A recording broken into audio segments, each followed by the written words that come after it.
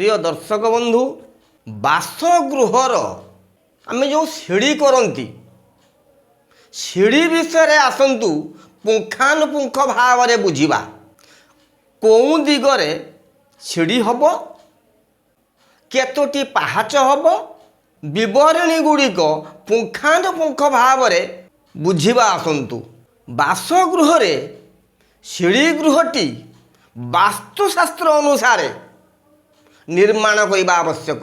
सीढ़ी गृहटी जदि आम करवा से कौन से त्रुटिपूर्ण थिले गृह रे अनेक प्रकार समस्या घटी थाए, आर्थिक अवस्था क्षति घटी थाए, सबु बेले अशांतिर आम कालजापन करि थाउ।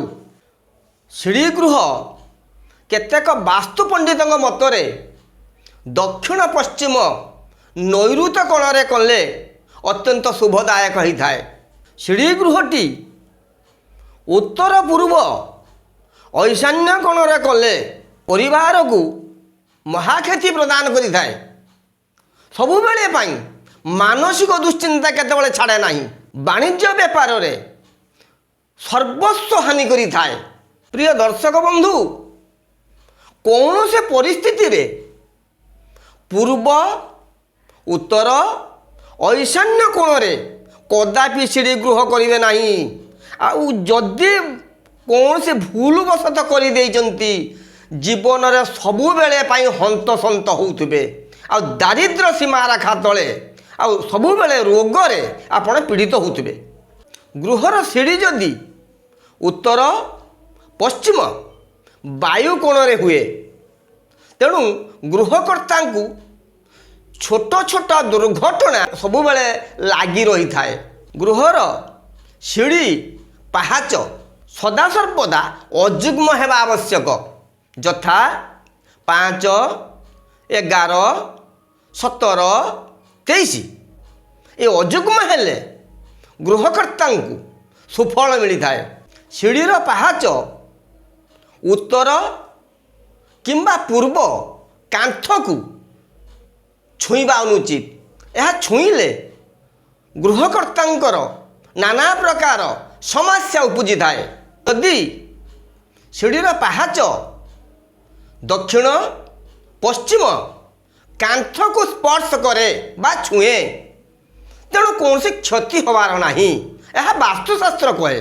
पाहाच गुड़िक पूर्वर पश्चिम आड़ को उत्तर दक्षिण आड़ को लंबिले फल उत्तम दे थाए।